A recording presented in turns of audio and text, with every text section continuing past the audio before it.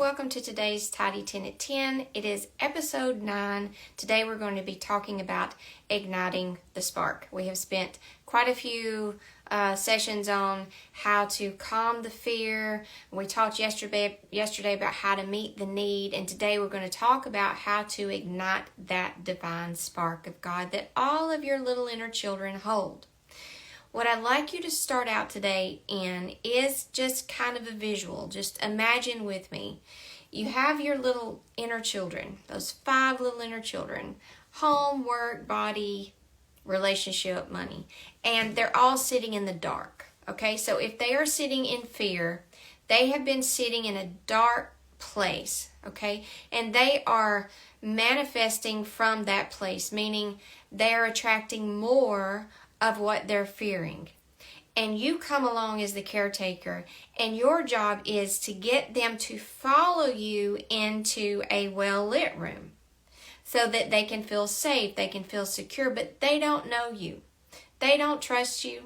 They don't think you're going to help them. They don't think anything can get any better. They're in complete resistance of everything. They argue, they resist, they're in resistance of their life as it is. They resist everything they see. They don't like it. They complain about it. They don't like their current circumstances, their current relationships, their current money, their current body. They don't like any of it. They're in resistance to what is. And sometimes it's not about their current situation, it's about their past. They're still not in acceptance of what happened in the past. They are still fighting something. Oh, I forgot to start my timer. They are still fighting something that happened in the past. So you have to come along and say, hey, so we can start this car, so that we can start moving and start changing this situation, I've got to get you to somehow trust me, to somehow get to know that I'm here to help you and that I'm also connected to that universal source of creation, that I'm here to guide you and to help you. So you've got them, and we talked in several episodes ago about how to get them to drop that resistance, to stop arguing, to stop fighting, to stop being so pessimistic, to stop being so negative, and to say, you know what? I think we can change. That's the first thing you've got to get them, help them to accept. We can change this. Hello, everybody joining me. I love seeing you all pop in here. We can change this. They have to start to believe you, that you can help support them into change. And then they start to relax. They start to drop that resistance, and they start to listen to you. Okay? And as they start to listen to you, then you can start to move them and guide them into a space where they know change is possible. Then you start saying, okay, how do you want to feel? Let me start to verbally, through either my words to you or through helping you through imagination, through, remember, show and tell. We're going to meet their needs through show and tell. We have to meet their needs internally first before the external world will then step in and start to reflect what's going on internally. That's why we start to meet their needs. How do you want to feel? No matter how egoic it sounds, it doesn't matter. Because yes, they've been sitting in the dark. Some of them still have really big egos. They've not outgrown that egoic mentality. But as they start to trust you, their needs and their wants and their desires will also start to grow and change. They will become less egoic and more aligned with their divine purpose. But don't worry about that at first, okay? One step at a time. Don't worry about what they're asking for and how egoic it sounds. Just help them through your words or through using the imagination.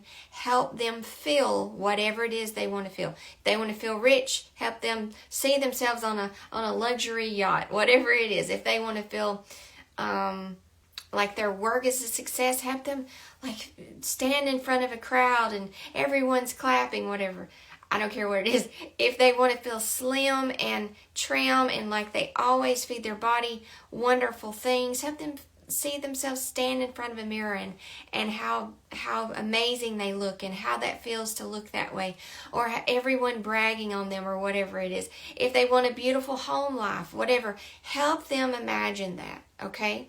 So once you get to that point and they're not fighting you and they're not resisting you anymore, then they followed you out of the dark, out of the fear, and into the light, and they are in that light space with you, then you can start to ignite their spark. Every spark needs fuel. Now this is where you learn how to take on the internal dialogue of their biggest fan. You are their greatest cheerleader. You believe in them. You tell them every day.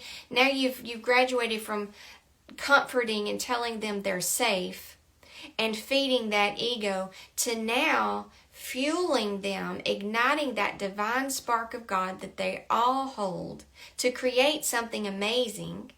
Once they get to this point, they can start creating in this light now. Instead of creating out of fear, they can start creating out of more of love. And you start to fuel that, and your dialogue will start to change. You don't have to keep telling them they're safe, you're safe, you're safe. They know they're safe.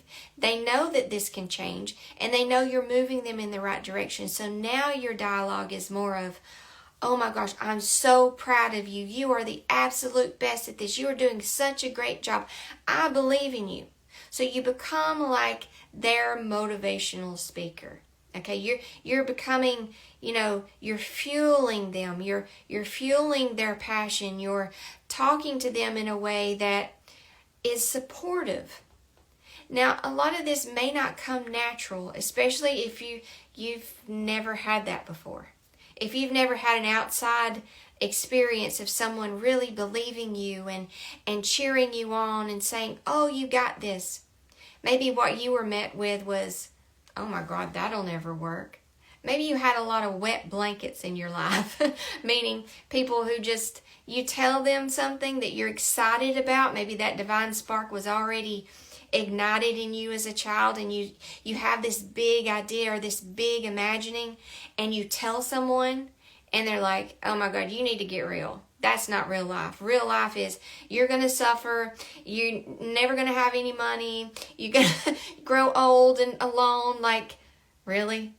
Like, that's your encouragement to me right now. And as children, we learn to take on that type of commentary to our own inner children.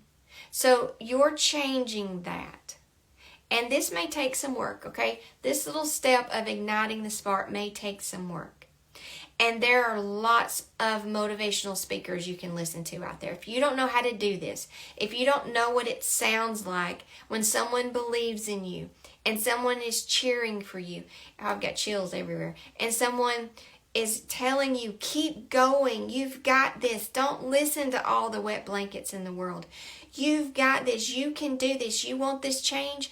Go, girl, go, or go, man, go. You can do this. I totally believe in you. If you don't know how to pump that up in yourself, every day I would find a motivational speaker that's their job. That's what they came here on this earth to do. And I would listen to them every day until that became kind of a natural way that I started talking to myself. Because this is all about self-love. If you don't believe in you, if you don't believe in that inner children who is creating something amazing, you're expecting other people to give that to you, and you won't even give that to yourself? It's not going to happen. It's not going to happen until you learn how to do it for yourself, or at least start going out and, let's see.